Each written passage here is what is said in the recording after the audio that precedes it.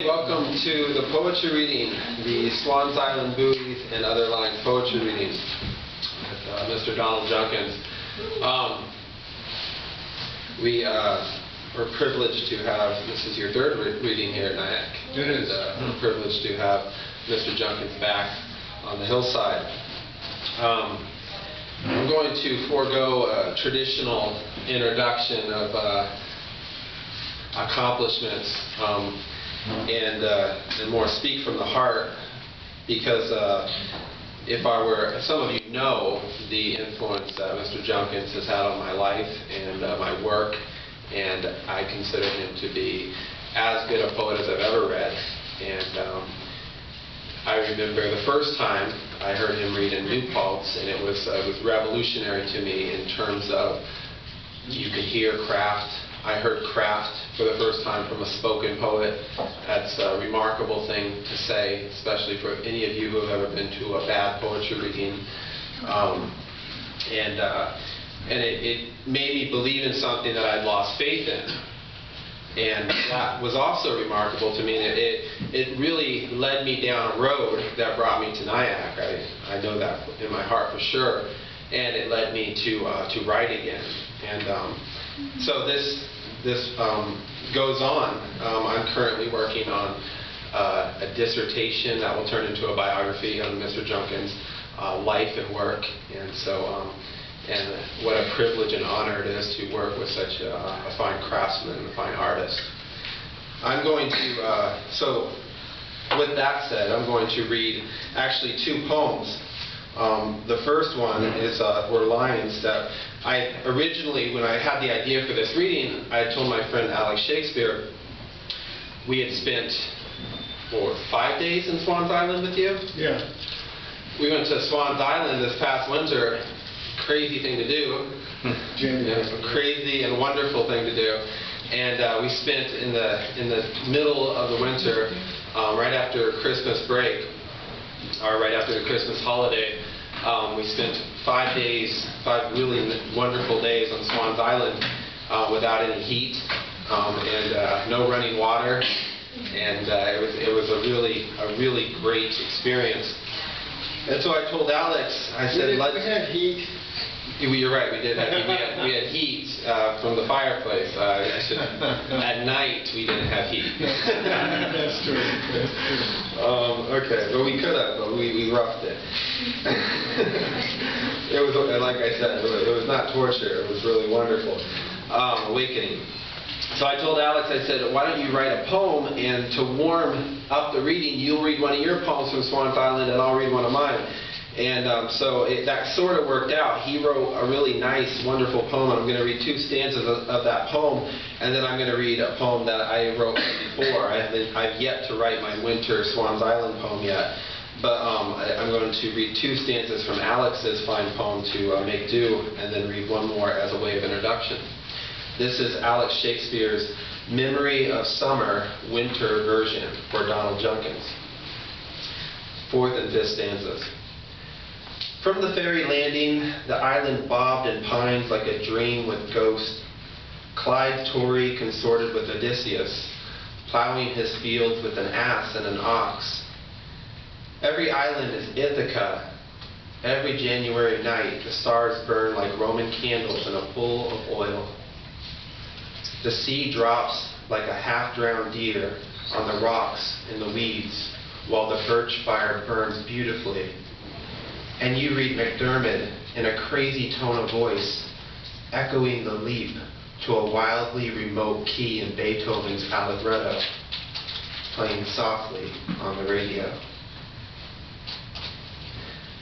These summer islands frozen to the quick are boys' dreams to a grown man's eye. I am further north than I've been in years. The ferry churns thick white water out of the blue. A few miles away, by the sea, near as the crow flies, Wyatt's brush took a rise to the Olsen place, ramshackle cousin to Clyde's, Christina, whose kind, craggy northern face Wyatt washed with a wet cloth. I was really in awe of it, he said. She was just like blueberries, He said, "I think art goes as deep as love goes. I think you might agree, like it's cut out of stone, really."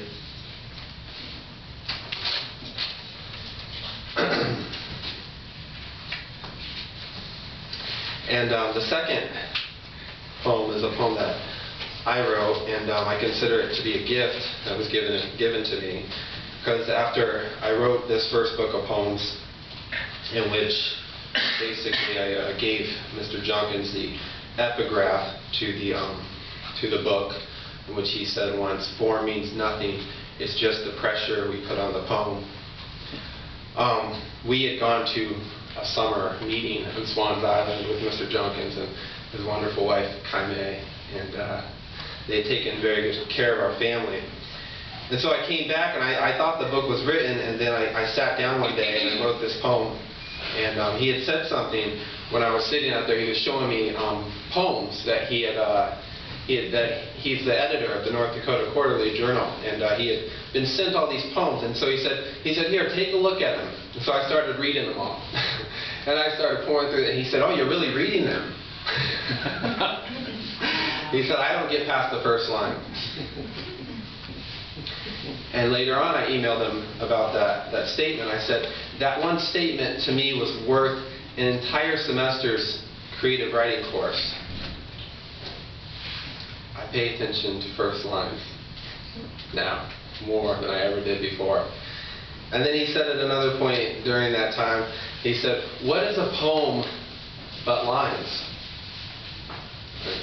That statement really is what made this poem. Approaching the Western Way for Don and Kaimei. Miles from mainland, we ferry southwest of Mount Desert Island, past the North Point into Mackerel Cove, where you wait, off the charts. The unmapped approaches to Blue Hill Bay, the secrets of the Western Way. An 11-foot tide turns with sundown. Anna explores the edges of low tide, eyeing the low places, just knowing she can avoid the fall I took by learning the way. We sit on the deck and watch night come on with the fog and the tide socked in on all fronts. The lobster boats haul traps at first light. The sun is caught up in the fog lingering along the tide line up Red Point and Brule Cote. We drink coffee by the cupsfuls as you tell stories of Auden, rest, poetry readings at Lowell's, and how everybody missed Anne in the biographies. The sisters rest out from the fog and plantation emerges under clear skies. We swim at fine sand, skip stones along the blue beach, gather together by the tide pools, watching the 6-hour ebb and flood like a compass. Miles from mainland, we ferry southwest of Mount Desert Island, past the North Point, out of Mackerel Cove, watching the Atlantic blue in Anna's eyes. Rachel's in reflection, holding Micah tight, scared of letting go. Jonah's mind wanders into the depths the ocean covers, the mystery of secrets. Children, keep secret about discovering these approaches we've made beyond the Western Way. Please join me in welcoming Donald Junkins.